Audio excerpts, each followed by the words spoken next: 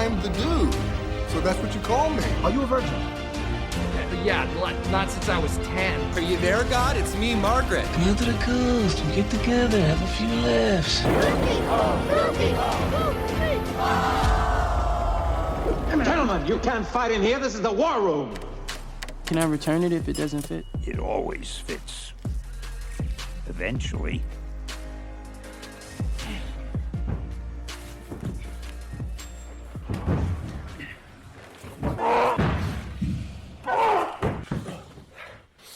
Welcome back to Movie Mingle and our 5th episode now. 5 already. And we're doing Fight Club. Yay. Yay, Fight Club. Woo. Yeah. We all love Fight Club. Do we? It's a masterpiece. And it totally holds up in does 2024. Oh, God, sure, maybe. I mean, there's a lot to unpack with this movie. Culturally, how it still is impacting, according to a bunch of people who I have no idea what their names are, but I've been told it's a bunch. But 1999, this movie came out. Mm-hmm. Yeah, this film is so 90s it fucking hurts me. Yeah, it's more 90s than The Matrix, which came out the same year. Yeah, this movie is so 90s that I'm surprised it's not having a resurgence by a bunch of tweens right now, but thankfully it's not because, oh boy. Yeah, we definitely don't need another resurgence of like some new version of Fight Club. We don't need another generation of men thinking that this movie is in any way acceptable. Our producer Robin is currently attacking us viciously from underneath the table. Just in case you hear any bangs and bops, producer Robin is apparently a big fan of Fight Club. He's a fighter for sure. He's a fighter for sure. 25 years since this movie came out. Surprisingly good CGI, I thought, for 99. I remember... Really?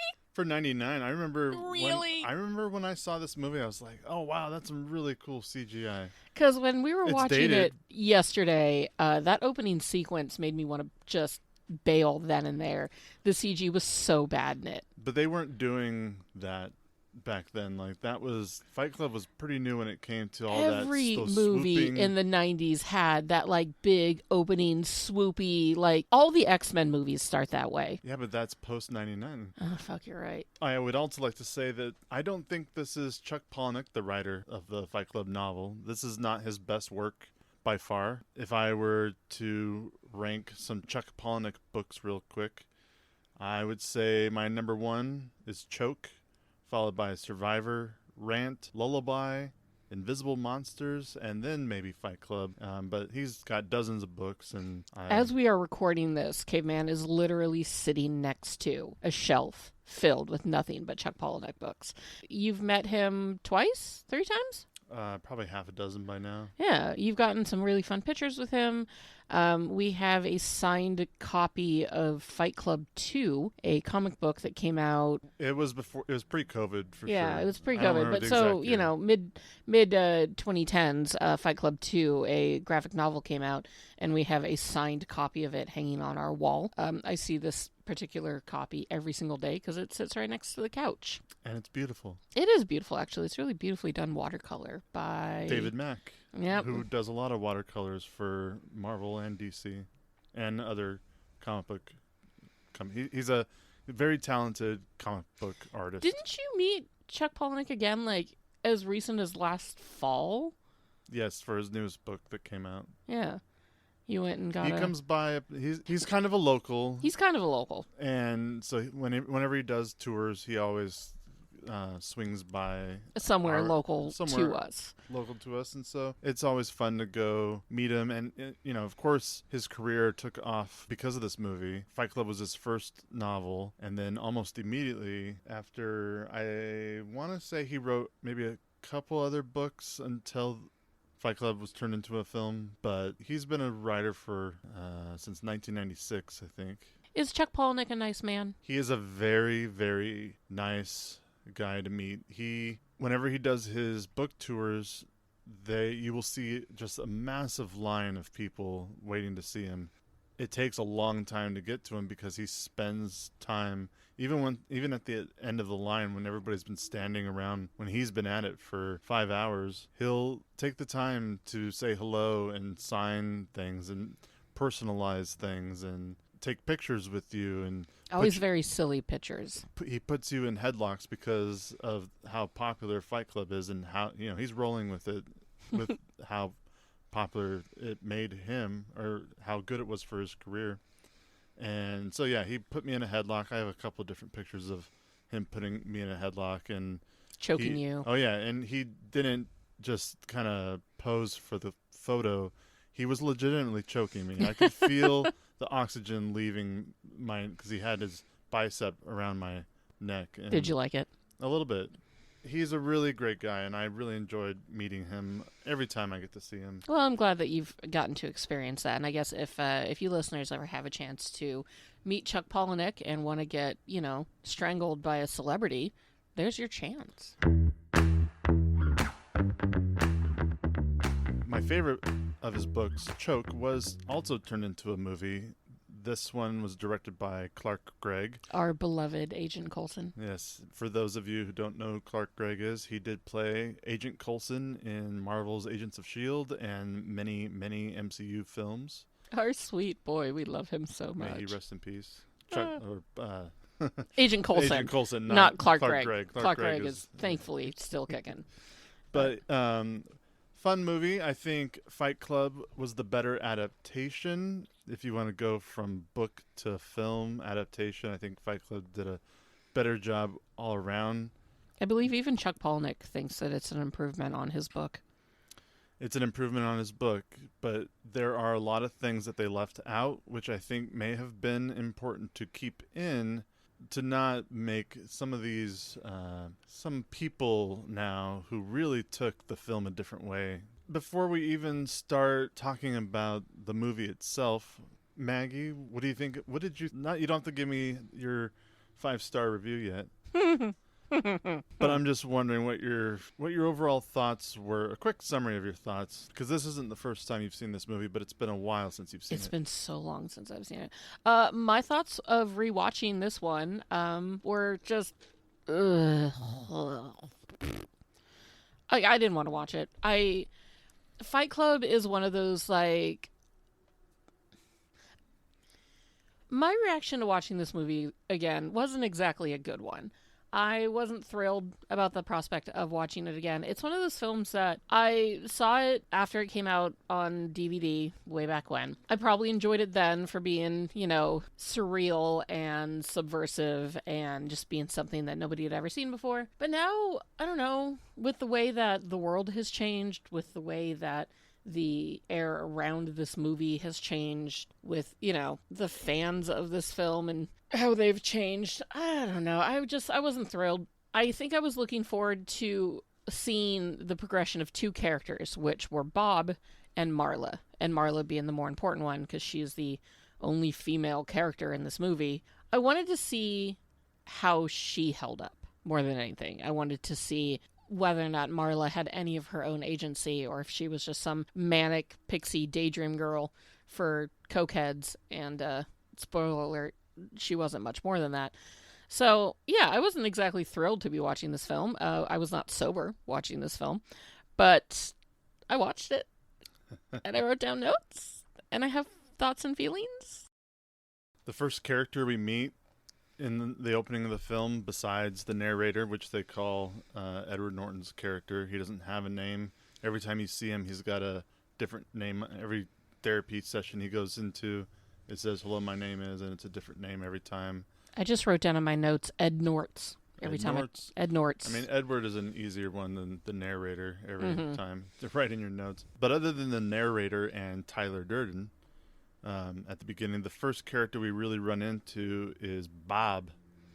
Bob had bitch tits. Oh, bitch tits is such a degrading term. It's such a 90s term, too. It's such a 90s term. It's such a 90s male way of describing anything that, Hey, you got bitch tits. No, you're bitch tits. You got bigger bitch tits. Right? And now we've kind of just man boobs or moobs. Yeah. I like moobs. I like moobs, too. And, of course, Bob is played by Meatloaf. Meatloaf, who would do anything. He would do anything for love, but not get a COVID shot. And now we don't have Meatloaf in our lives anymore. And I'm going to go ahead and say it. Why'd you have to be so stupid, Meatloaf? He was a good actor. He's the only redeemable character in this whole film. I found that every time he was on screen, I actually paid attention and cared about his character. His character had empathy. His character had kindness. His character had depth that kind of none of the other characters in this film have. You know what? I just kind of miss Meatloaf a little bit. Maybe not his music, but definitely his acting. He was always fun to see in something. Another character I really like seeing in this movie is a character actor by the name of Holt McCallany. I love seeing him when he's in stuff. He played the mechanic, he is a mechanic, and he sprays the preacher down with water that part during is so funny. where you have to, where they're challenged to start a fight, and he's the one spraying the priest down with water. But he's an old character actor who's been in everything forever. I mean, most recently I saw him in Iron Claw, where he plays Fritz Van Erich. He's the dad of the what's his name? Van Erichs. Holt McCallany. All right. If y'all think that we're not on IMDb while we're recording this, you're out of your mind. Yes, this podcast is brought to you by IMDb. IMDb, please sponsor us. IMDb will help you find all of your celebrity and movie trivia needs. Jesus. IMDb. There, that's a free one, IMDb. I like his character in this one because he's just that strong presence for a character actor in the background that's not part of the main cast. When he's asked, what do you wish you did with your life? And he's like, build a house. Later on, he's the one who starts up the chanting of his name was Robert Paulson. Which is His so name was melodramatic. Robert Oh my Paulson. God. It's... Not to be confused with Rob Paulson, who plays Pinky, And like all the Ninja Turtles. Yakko, and all the Ninja Turtles, and great We love you, voice Rob actor. Paulson. Yeah, Rob Paulson's amazing. The character actor that I really enjoyed in this movie is the boss, who's played by Zach Grainer. He's another great character actor who's just been in kind of everything. He was in Deadwood. He was in Ray Donovan, which I know people absolutely love, and The Good Fight, which I know that people absolutely love. And he's just one of those fantastic character actors that pops up and you're like, oh, I like you. So, this film is kind of outside of its main cast of Edward Norton, Brad Pitt, Meatloaf, and Helena Bonham Carter. This film is stacked with really good character actors. I don't know his name. And Jared Leto. I don't. Yeah, of course we've got Jared Leto, but we'll get to him later. There's also, I don't know his name, but I always recognize a character from Band of Brothers. Eon Bailey. Yeah, whenever I see him in this movie too, I'm like, ah. Good for Webster. Webster. Webster gets to yell at Meatloaf. Band of Brothers is one of our most favorite series of all times. It's easily in my top 5 favorite TV series of all times. It's a perfect series. It's my absolute favorite. World War II story. They were brave men. They were hot men, except for David Schwimmer. The start of the movie is pretty much the narrator letting us know that he has narcolepsy. Mm-hmm. Is it narcolepsy or No, is it? He's in insomnia. He's an insomniac. So the narrator has insomnia, and he sees his doctor. The doctor pretty much says, "Tough luck." Like, yeah, too just bad. Deal with it. So the narrator has insomnia, isn't getting any help from his doctor, so he No. decides to, and the only advice from his doctor was to go to a terminally ill therapy groups. Yes. But it wasn't like a direct order. The doctor wasn't saying, you need to go to these. No. It was just, if you want to see sadness, you should go check out the testicular cancer support group. Right. Because that's pure sadness. Right. And the narrator essentially takes this literally and goes to a testicular cancer therapy group, which is where he meets Bob. And then hearing these men's stories was able to let himself... He had an emotional release at the therapy group, basically. He was a man who was so sort of pent up in his own lack of emotions that he needed the emotional release of a good cry, essentially, which we all need from time to time. And after receiving that good cry, as he just sobs right into Bob's giant man boobs, he's able to sleep for the first time in forever, in a year, in months, in ages. And it becomes his addiction, going to all these different therapy groups and making up sob stories just so that he himself can, have that release of crying, that release of emotions that I guess in the 90s men weren't allowed to feel. Do you think that part of him was feeling, since he heard these other men's stories, part of him was like, well, at least I'm healthy? No, I don't think he ever took it as that mindset. I think he was just using it for the sheer sake of being able to finally feel the emotions that he had probably been told all his life that he wasn't allowed to feel. That's kind of how I always took it, is that he was so pent up and unable to process his own feelings that he needed to create these just fantastic lies in order to, have any sort of true release. He was a volcano waiting to go off, basically. The narrator has been associated with a more feminine character, whereas Marla is more of the masculine character. Really? So because the narrator is more into decorating, keeping his apartment full of stuff, decorating, he's really into having... Is he into that, or is that just what he was told he needed to do?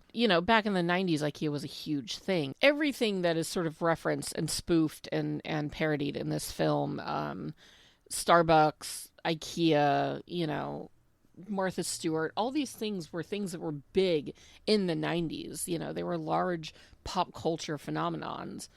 Because IKEA really took off in the 90s. And yeah, it's still going today. But so anyway, I don't necessarily feel like he had any interest in being in decorating and filling his house with stuff. I think that he was just doing that to try to fill the empty void that existed within him. Well, and he does become more in tune with his emotions, which is usually more of a feminine trait. He was going more to the feminine side, which is why Tyler Durden is a hyper-masculine alter ego, because it's the opposite of what the narrator is. Marla, on the other hand, is more masculine, shows more masculine traits, such as acting recklessly, portraying a sense of brazen confidence, and masking her vulnerable state, which is she just wants to be loved, but she's putting up a wall, like a lot of men do. That was kind of like almost not a real gender swap, but kind of a switch of personalities that go against type, for especially in the 90s. Marla's self-esteem is sub-basement level. It is so bad. I mean, she's on the verge of committing suicide. So many times. We see her actually try to commit suicide. Yeah, like she calls. Marla's fucked up, and I kind of wonder. We can get into this a bit later, but like the relationship between Marla and Tyler and Marla and the narrator it's just so messed up, man. Like I don't feel like she has any point in this story. Like she has no agency. She is just a plot device. She is just there to be fucked with, and to be fucked over. Ultimately, by the end of this film, she decides she's going to stick around with this dude. Like, I don't get it. This Marla is so clearly written by a man, and it hurts. Yeah, we can get into the writer of the film, Jim Olds. I don't know many other of his films. He really hasn't written a lot of stuff. He was the writer of Jumper, which, I don't know how many people spent their time watching Jumper. I watched it maybe twice, but... Which one was that? That's the one with Hayden Christensen, and he jumps. he's a what do you call it? Like Nightcrawler. But he can teleport? Yeah, he's a teleporter. Oh, I mean, that is the superpower I wish I had most, but still, just Hayden Christensen and he jumps. That's and then another movie he did was Semper Fi. So a bunch of Marines, like a lot of dude movies. Apparently, he describes this film as a romantic comedy, explaining it has to do with the character's attitudes towards a healthy relationship, which is a lot of behavior which seems unhealthy and harsh to each other, but in fact does work for them because both characters are out on the edge psychologically. No, they're just these two characters are wildly unhealthy for each other. Like, just because they're both wildly unhealthy people in a wildly unhealthy relationship doesn't mean that makes it a healthy relationship. Like, this is not, two negatives making a positive. This is two negatives making a negative shitstorm. So, I think he's wrong. But... Yeah, I'm not sure why Marla was written so poorly for the movie. Marla is more fleshed out in the book. Her background is that she had been working at a funeral home. Throughout the novel, Marla grows as her connection to Tyler and the narrator develops, becoming softer and more caring. And then due to her vulnerability, the narrator, or Edward Norton's character, slowly shows his true self to her.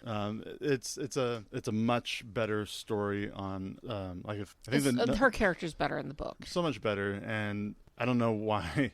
A romantic comedy is not the best for that film, but you could say maybe a little more romantic comedy in the book. Mm-hmm. And then Edward Norton seems like he's, I don't know about this film because he was a new actor. Mm-hmm. Or not a new actor, but he wasn't as popular as Brad Pitt at the time in '99. But he just wasn't as well known. But he was more of an indie actor, if anything. Right, and he seems like he came into this movie probably with a lot of ideas. I know he likes to go against scripts. He doesn't like to stick to his...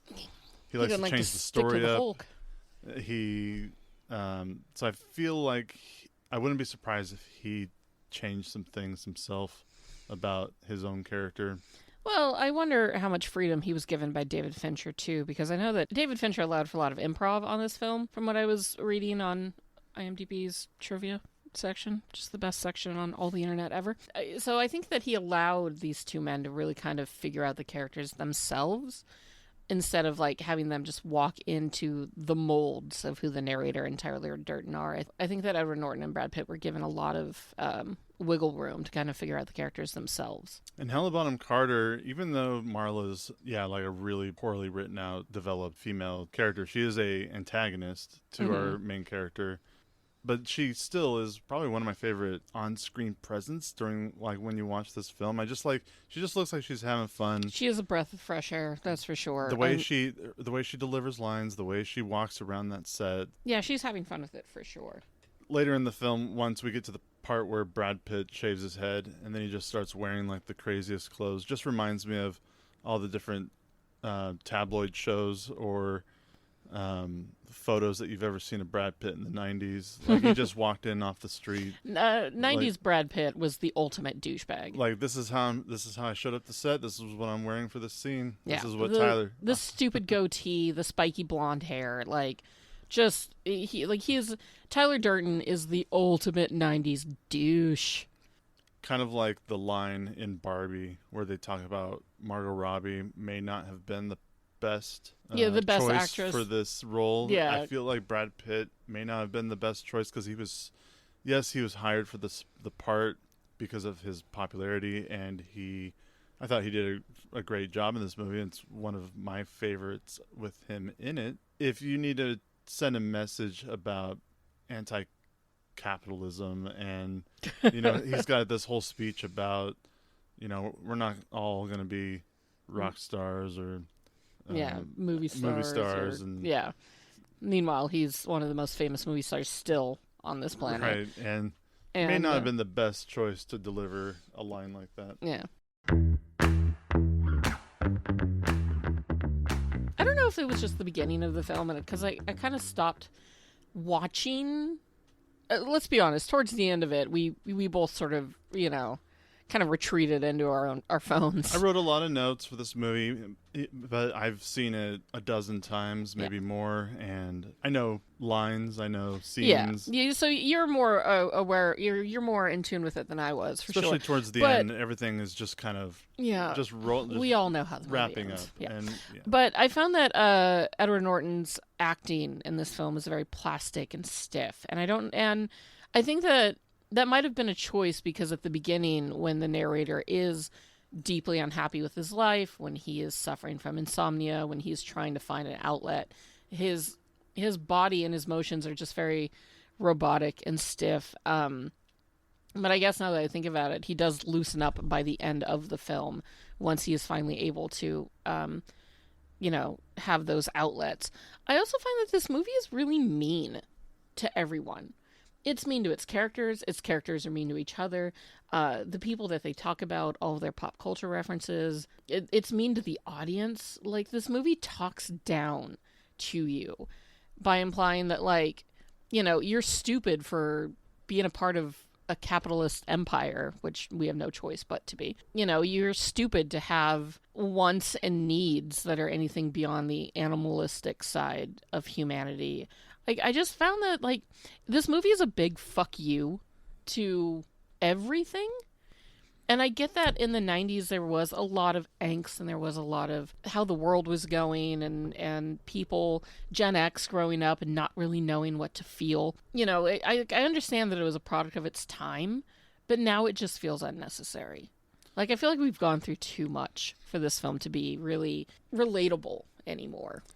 I don't think this movie's I don't think you can relate to it. It's more of a nostalgic thing now. It did come out at a very specific time when there was a lot of angst. I also don't remember, like, Chuck Palahniuk writes a lot of raunchy and gory stuff in his books, and he treats a lot of his characters like trash. But I don't really remember this novel being so chauvinistic, even though it is essentially a story about a man not feeling comfortable in the position that he's been told he's supposed to live in. You know, Chuck Palahniuk is a gay man, and he wrote this book because he didn't feel comfortable in a straight man's world. But he tried to be a straight man. He tried to go over to the more like, this is how you're supposed to act. This is what a man is supposed to do. So he was hiding, basically. He was. And so one part about this book that people get really wrong is that this is not a message to all men that, you know, being in touch with your feelings or collecting furniture does not make you a sissy. This story at its core was more about a man coming to terms with himself and who he is as a gay man than just as an angry, toxic man. But that ideal, no matter how lovely that it is, that ideal was so lost in the movie. I even tried to look to see whether or not Edward Norton's character was gay-coded at any point, you know, in the way that he dresses and the way that he acts, but he's not. His character is very, very straight. So I think that nuance was totally lost in the film. Lost by, let's be honest, probably a lot of the fans who have only seen the film and have never read the book. You know what line from Fight Club is unfortunately stuck in my head? What's that? The ass or crotch line when Brad Pitt stands up in the now airplane. A question of etiquette. Should I give you the ass or the crotch as I pass by? Yes, that line. I unfortunately think of that line kind of every time I have to make that choice in a movie theater, an airplane, there is train, a question of etiquette. bus. Do I give you, as I pass you by, do I give you the... And then, of course, he gives Edward Norton the ass, and then he passes the stewardess and gives her the crotch. Oh my god, ew, David! Do you think that the scenes, those little, like, quick snippets where Brad Pitt's character is, like, cut into the film for a frame, do you think that those are still clever, or were they just clever then? I think it's a fun thing of, like, we're following the narrator's brain slowly breaking and his alter ego is trying to get out. We first see Tyler Durden kind of flash at us when the narrator is talking about having insomnia in the copier room. You kind of see him just flash for a moment. Then later when he's talking to his doctor about, or his doctor's telling him about testicular cancer in the hallway, you'll see Brad Pitt flash again. Then he passes by in an airport. Edward Norton's going one way, Brad Pitt is going the other way, and then finally on the airplane is when we finally meet Tyler Durden and his soap, which I think the first clue that they ever give you that they're the same person is when Edward Norton's character notices they have the same exact briefcase. Is that the first time? Because I take that in like one of the very first lines of this movie. The narrator says, "I know this because Tyler knows this." This is said when the gun's in his mouth and Tyler Durden's talking about opening scene after. Yeah, that when I saw the movie again when we watched it yesterday, I was like, oh, that's kind of the first real nod. Yeah, that is a nod for sure. I missed that one as being a nod. I was more thinking of the. Like, I know this because we're in this Project Mayhem thing together, so we all know this because Project Mayhem knows this, but that is for sure a clue towards his dissociative identity disorder. Dissociative. See that? DID. I cannot. There you go. DID. Yeah. So yeah, they have the same briefcase. Later on, after he gets his little apartment blows up and a flaming pile of IKEA shit falls down to the ground. He calls Tyler. Tyler doesn't pick up. Memba payphones? Oh, yeah, member payphones. It only costs $0.25. He calls Tyler for help. Tyler doesn't pick up, and then he Star 69's him. Yeah. Hey, remember Star 69? Remember Star 69? Except payphones can't be called into. You can't call a payphone. In fact, even on... I can't believe I know this off the top of my head. This is something I haven't even looked up. I just know this off the top of my head. You call it payphone. You in Fight Club, when the payphone rings and it shows the payphone on the screen, it says in the fine print on the sticker on the payphone that this phone does not ring. Like, you can't call into it. It only rings out. It doesn't ring in. But this movie also might have created a whole generation of people who don't answer their phones. I mean, when was the last time you answered your phone when you didn't know who it was? Right? Like, none of us do that anymore. We're all just waiting for that voicemail to pop up to be like, oh, it was just the dentist calling to confirm your appointment. Yeah, there's multiple moments. I could go through all of them, but there's too many. There's like half a dozen, maybe 8, 10 different moments throughout the movie. They're like, oh, there's another clue. There's another clue. That they are not the same, another or that they film are the same that person. Sort of requires multiple viewing, but not necessarily multiple viewing for the rest of your life. You need to see this movie at least twice to kind of really get it, especially once you know the big twist at the end. You can go back and kind of see the little clues and the little Easter eggs that are hidden around. But at a certain point, like, again, this is not a movie that you put on in the background while you're doing dishes or cleaning the living room. It is a movie that requires some patience and actual care to view it. In the moment when I probably watched this movie for the first time, it was, the filmmaking aspect of it always interested me. This movie turned me into a David Fincher fan. You love him. I collect, like I said, not only, I think this one movie got me interested in Chuck Palahniuk as a writer and David Fincher as a director, and I don't know. And you have a Chuck Palahniuk shelf, and you also have a David Fincher shelf. And of both their works, Fight Club is not my favorite thing that David Fincher's done, and it's not my favorite thing that Chuck Palahniuk has done. Off the top of your head, what's your favorite David Fincher movie? Off the top of my head, favorite David Fincher movie without looking, I'm going to say it's a tie between The Game and Seven. Ooh. I really like 90s David Fincher and he definitely had a style since he started Alien 3 all the way to, I think, Fight Club, since it's 99. The group of movies that came out in the 90s, I think, are his strongest compared to others. However, I would say his modern films, my favorite would probably be Gone Girl. Which we have to watch 7 and Gone Girl on this list. They are on this list. I once promised my mom that I would never watch 7, so I do have to break her heart by watching it. My mom always told me that I was not allowed to watch 7, American History X, or A Clockwork Orange, and I've held that promise to her until I break it later this year with 7. I will not watch American History X. Sorry, Edward Norton, and I will not watch. Oh, Robin, stop it! And I will not watch A Clockwork Orange, because honestly, I just don't care. I know it's fucking twisted, and I don't want to watch it, so I'm not going to.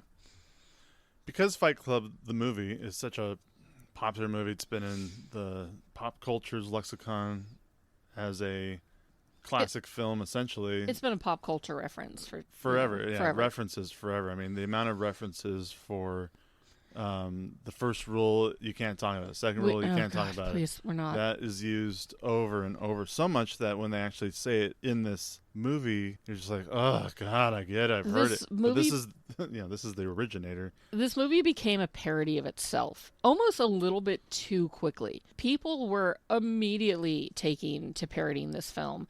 So it's kind of odd to watch it again, knowing all the beats, but knowing all the beats because of the pop culture world that has grown around it.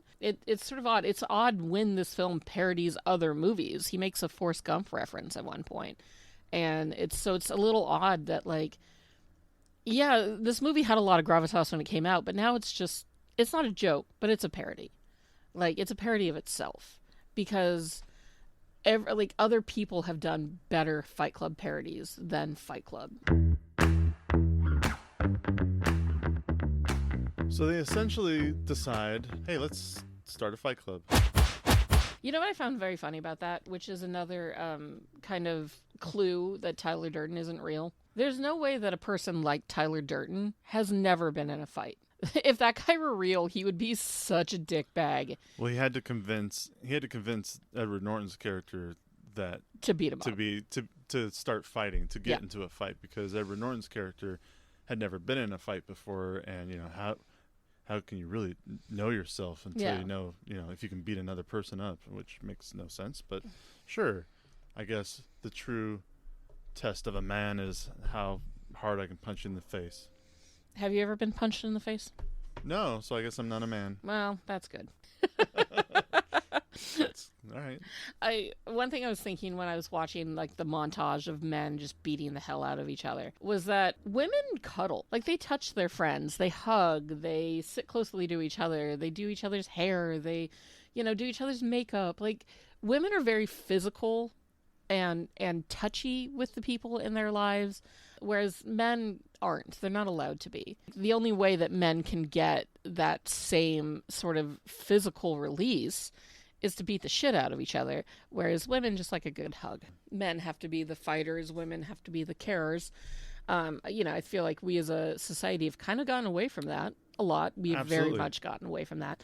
But I found that interesting that, like, women are more caring physically than men are, because men weren't, for the longest time, men weren't allowed to be. The whole generational trauma of a bunch of children raised by men who went through war and were traumatized in World War II. They were traumatized by it. They weren't given the appropriate tools to handle the trauma. And then they had to go out and create a new generation of kids and raise those kids in such a way, who then grew up and raised their own kids in such a way. It shows the trickle-down effect of, this huge worldwide, like, traumatic event, and how it kind of has affected now men in the 90s, not knowing how to handle their emotions, not knowing how to process their own thoughts, not knowing if it's okay to be softer. They have to be hard because their parents were raised by parents who had to be hard. I like how they start out as we're going to just be this private boxing club in bar basements.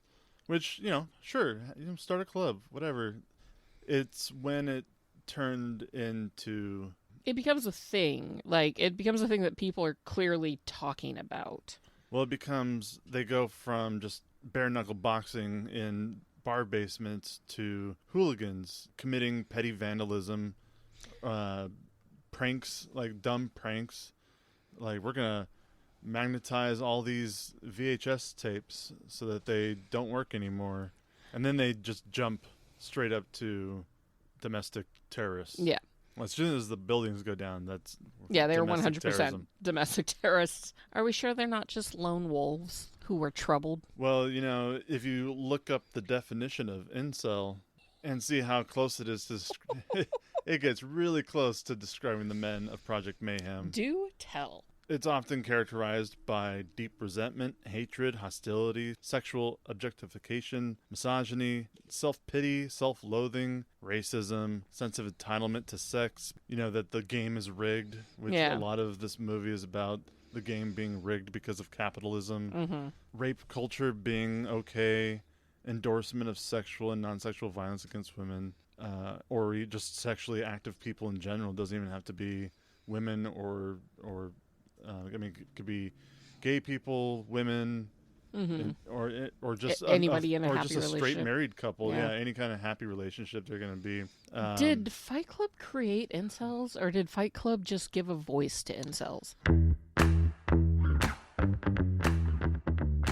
You think it would have been a good idea, maybe, for the narrator to seek, I don't know, therapy, maybe? Oh, instead everybody of in this going- movie needs some therapy. Instead of going to punch people in the face? Yeah, no, like everybody in this film needs therapy. But that also kind of goes to show that in the 90s, therapy wasn't a joke, but it was definitely something that was not more readily available to everyone the way that it is these days.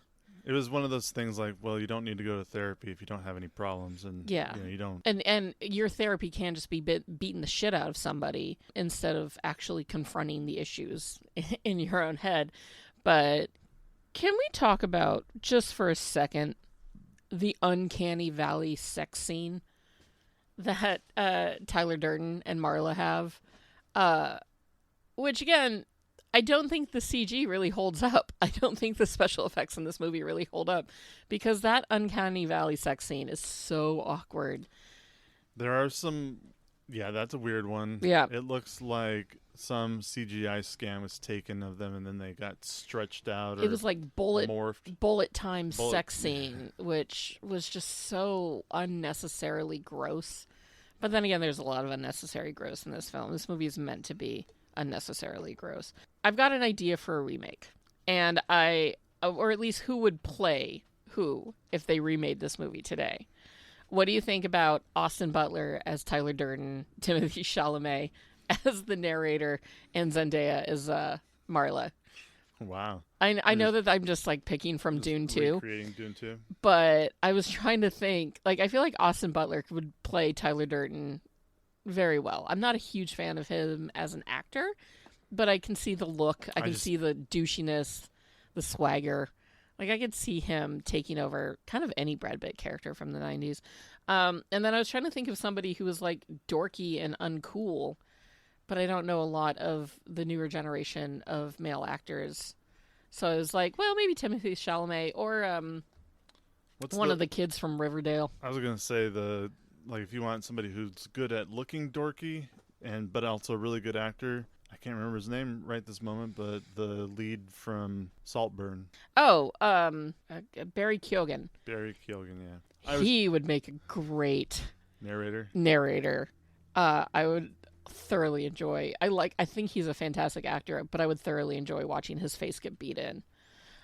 Speaking of liking to watch somebody's face get beat Oh in my to God.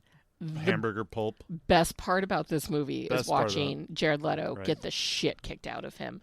Oh, it's a beautiful thing. This movie deserves Oscars just for that scene.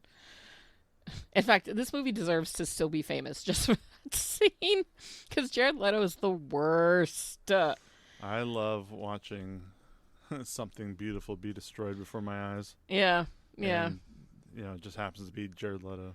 He's just so pretentious, and he's just so pompous. And, like, he kind of has a cult devoted just to him. And, honestly, I'm always super... Didn't he start a cult? Yeah. That's all about him. Yeah. Because, of course, it is. But it's a literal cult, not a figurative one. Like, he's in everything. And it's unfortunate. They just released an image of Tron 3.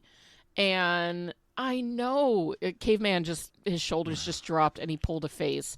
Like, It's like when I found out that he was in... Haunted Mansion? No. Oh, when I found out he was in Haunted Mansion, I did not want to see Haunted Mansion. I watched that trailer and went, oh, this looks fun. Oh, I'll watch this.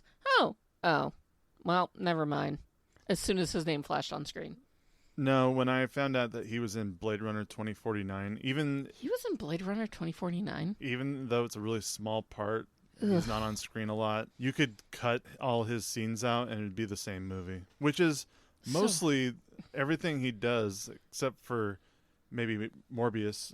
I mean, I guess if you... It's Morbin time. I guess if you cut him out of Morbius, it would Would still Morbius have been a better film? Yeah, it would just be Matt Smith dancing around. Which I'm not opposed to. Right. And I thought that would be a fun part of Morbius. Mm-hmm. But then when I watched it, even Matt Smith dancing around wasn't enough to save Morbius. Well, I mean, what Sony is doing to its Marvel properties could be a whole nother podcast on its own right. But let's talk about Meatloaf for a second.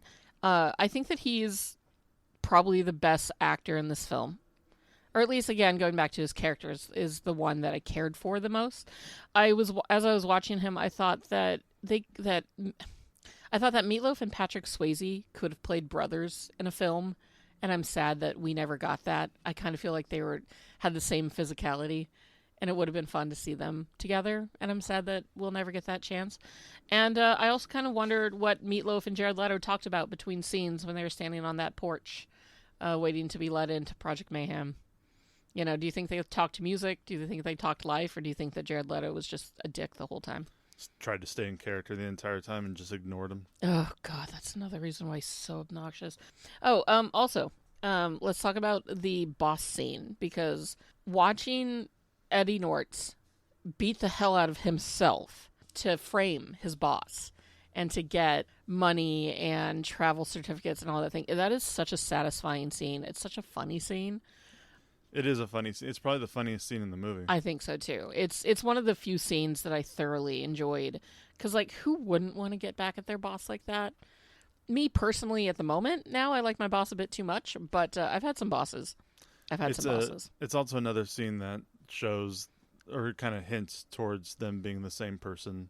Because you kind of see how he beats the hell out of himself. This is how he beats himself up. And which you do later see a clip of him beating himself up in front of a bar, and that's why if I was standing outside of a bar and saw a guy punching himself in the face, that would not make me go, hey, you want to start a fight club? No. I'd be like, the fuck is wrong with you? This guy has some issues. And now he's beating himself up, now he wants to beat me up? You know what? I'll pass today. Thanks, but no thank you. Sleep off this hangover. Kind of leading into the whole Edward Norton's character having DID and having this, you know, these two personalities, the one-sided car conversation where they're driving in the rain, presumably somebody is driving the car, so it is Edward Norton / Tyler Durden is physically driving the car. But he is then having a full screaming match conversation between his two personalities with two people just in the back seat. And those guys must have been scared shitless. Do you think that those two guys were just like, what did we get ourselves into? Like, this guy's nuts. They are so devoted. I mean, the way that they just scream from the back, we do not talk about Project Mayhem. Yeah. I think that was a smart move on Tyler Durden's part to put in place if the kind of rules to not question his rules to own not insanity. Question my insanity. Mm-hmm.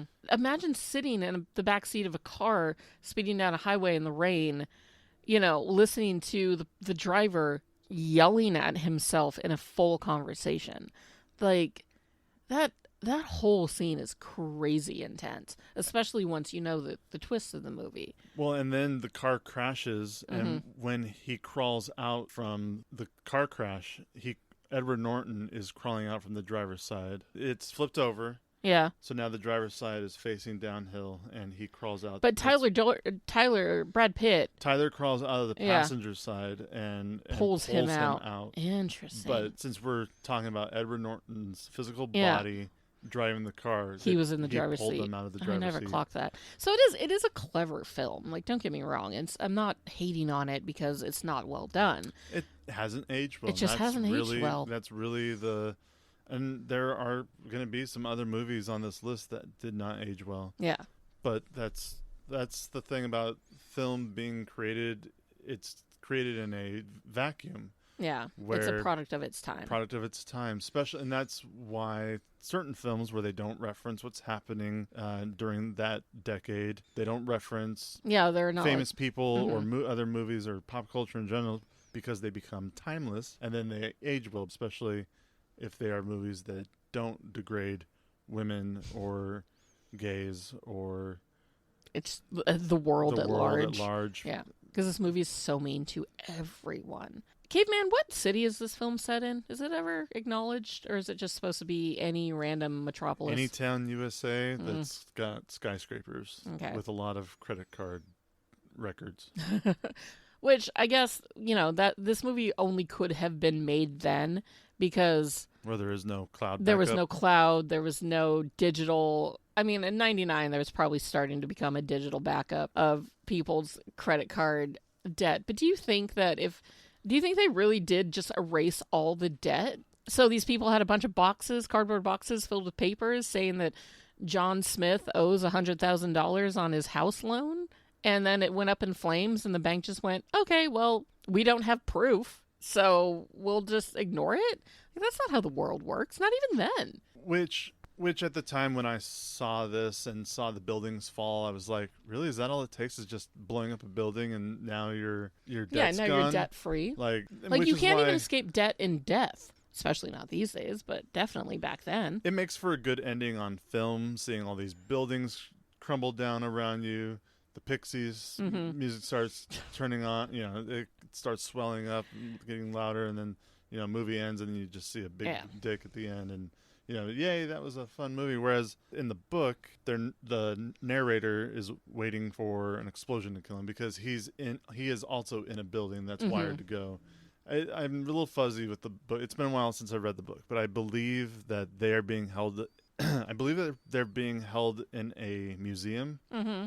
And Tyler's plan is for the building next to them to explode and then land on them and kill himself, ruin and Marla, and that's Tyler's plan.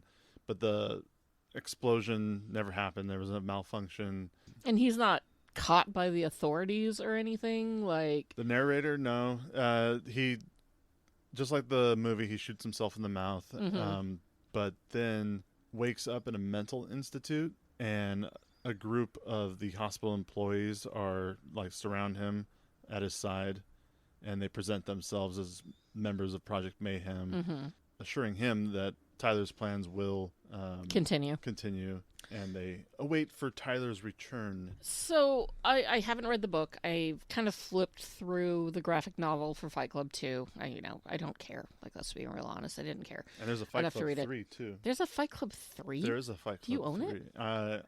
Just in individual issues, not a hardcover. Jesus Christ. So here's my question. And how in God's name does Marla Singer stay with a guy like Tyler Durden? That's a fair question. He is. How does that couple not only thrive but then have a child? See, between Fight Club and Fight Club 2, they get married, they have a kid. That's insane. It's insane. That couple should never. Those two should be as far away from each other as physically possible. By Fight Club 2, they're split up again, I think. There's a lot that happens in Fight Club 2 and 3, and it's actually a really fun story, comic book issues to get through. And it's only, I think, each Fight Club 2 is 10 issues, Fight Club 3 is 10 issues, and so it's a limited run. Are they proper canon to the books? It's a proper, or is it? I guess it'd have to be. It is canon to his book. Can we also talk about the sort of strange normalcy of hearing the Pixies, Where Is My Mind, playing in the grocery store while you're shopping for your vegetables? It's a very odd thing to hear a song like that, because that song, because of this movie, that song was a big thing. Where is my mind? Where is my mind? Yeah, I think this song gained popularity because of the film. So it's very weird to hear it just being played in your grocery store, kind of with a mix of other random nostalgic 90s songs or, early 2000s songs. I've heard Madonna's Like a Virgin in a grocery store. And when that song came out, it was like the WAP of its time. I still contend that one day you're going to be buying your groceries and you're going to be listening to WAP on the speakers and everybody will just have accepted it. So to compare this movie to our other episodes we've done, this is yet another film that is about a man descending. He descends. I mean, Tyler literally tells him that he needs to hit rock bottom on purpose. We are forcing you to... He forces him to get rid of all of his possessions by blowing them up. Edward Norton's character is brought down to rock bottom by Tyler. It's a character that you never see recover from that. He hits rock bottom and he stays rock bottom. And even in Fight Club 2 and 3, the man is just always getting fucked over and punched down. So Maggie, out of 5 stars, what would you give Fight Club? 2. And it's a barely 2. I give it 2 for Meatloaf and for the scene where Edward Norton beats himself up with the boss. That's it. Those are the 2 scenes that I really, truly cared about. I wanted to care about Marla. I just couldn't. I wanted to feel for her. I couldn't. I just couldn't handle her as a character. I don't like Brad Pitt or Edward Norton's characters. Like, this movie for me is just a crawled 2, in my opinion. I would have to give... Well, okay, so if we're talking to the version of Caveman that watched this in early 2000s, he would have given this movie a 5 automatically. Back then, that version of me definitely loved this movie. But I was never one of the guys who... I think I understood what the movie was trying to say. Mm-hmm. You weren't seeing all the wrong reasons to love it. You loved it for what it was, not what it was saying. I think for the longest time I was loving it because, I liked watching movies with guys fighting each other, mm-hmm. especially Arnold Schwarzenegger. And who doesn't still like watching movies of people fighting? And so just seeing the bare knuckle boxing happening, all those scenes were always interesting to me. The filmmaking aspect of this, the style that David Fincher uses in his films, even with the maybe not, some say good CGI, some say not so good for 1999. However, now you ask me what I would rate this film, and I have less interest in this movie as the years have gone by.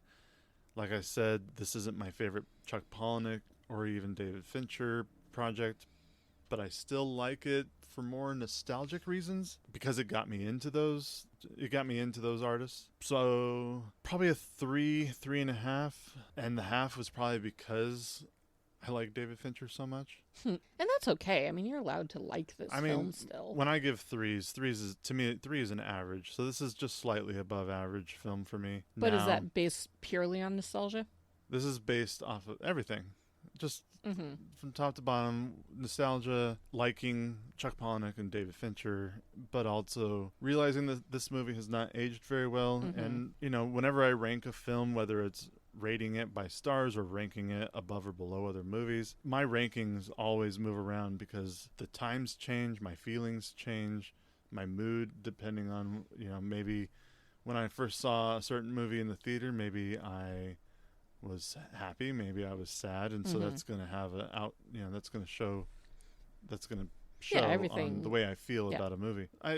Completely fine rating for... Why do you think Fight Club is so high on the list? Well, and because this is true, we are on number 5. This is number 5. I mean, actually, this movie is number 4 on the top 60 list that Letterboxd put out. Right. It's only the 5th podcast because we cut Spirited Away into it.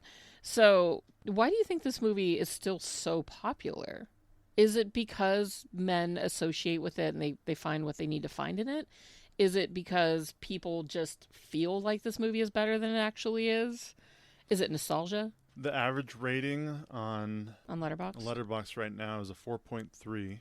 I have a work friend who I follow on Letterboxd who gave it a 5. I follow somebody on YouTube who gave it a 4. Do you think it's just for what this movie was? I think not necessarily what it is, but what it was, the way that this movie hit. Because pop culturally, this movie hit. In the world of pop hard. culture, it was a huge film. I mean, I kind of forgot to talk about this part, but one of the most popular lines that I'd ever heard that kept on repeating over and over and over, whether it was in a clip for something else or a trailer showing off other 20th Century Fox films. It would always be in there.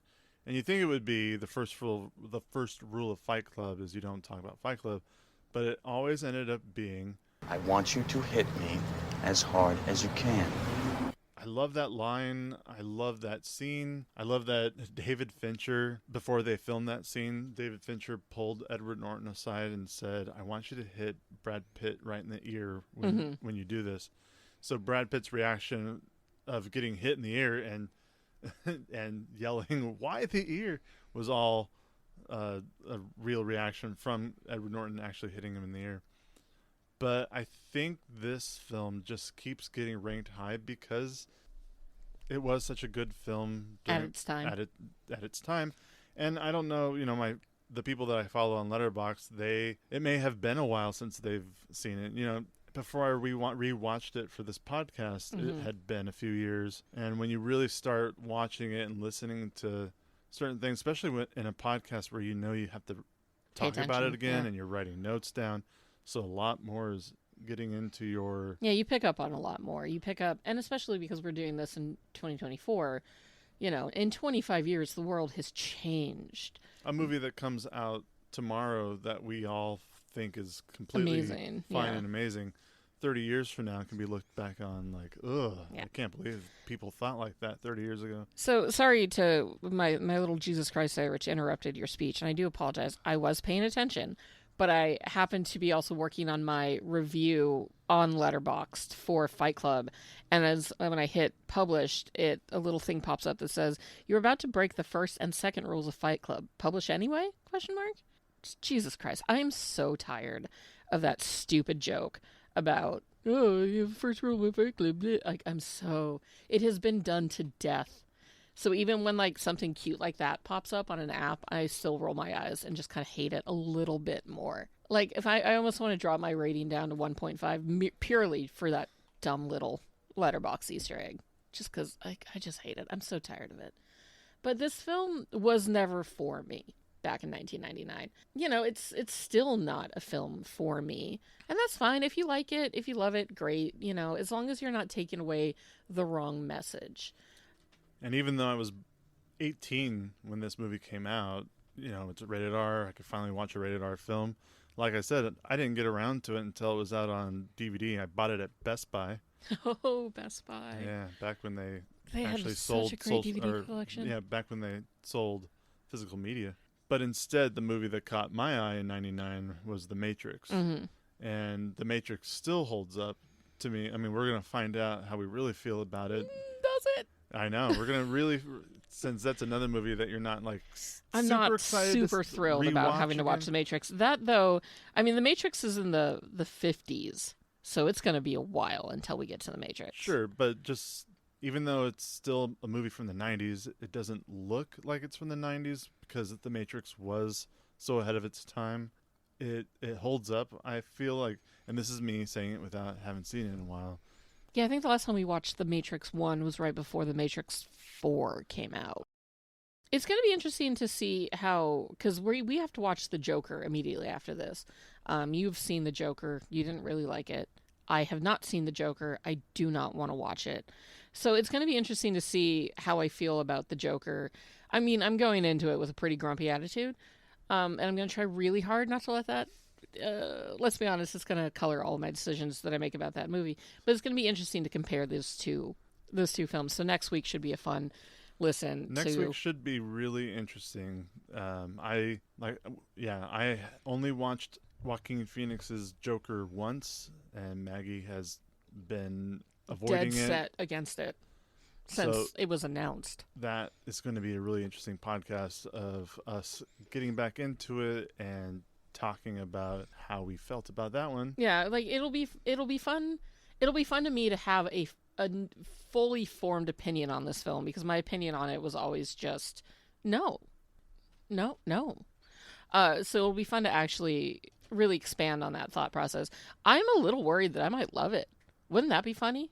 If like I watched this movie and I was just like, Jesus, this is incredible. I would be incredibly shocked. Yeah, I would be too. What a podcast that will make. But I guess you'll have to find out next week whether or not that happens.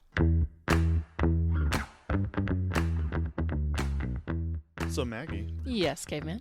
I have 2 questions for you. Okie dokie. So the first question is, would Oscar Isaac have made Fight Club better? 1,000% yes. I would like Oscar Isaac to reprise his role as Mark Spector and Stephen Grant from Moon Knight, a character that actually does have dissociative identity disorder and was treated a lot better than Tyler Durden was, for sure. And I would like to see Mark and Steven kick down the door of the Paper Street Soap Company and beat the ever-loving shit out of every single person in there. And then go take Tyler to get some much-needed therapy.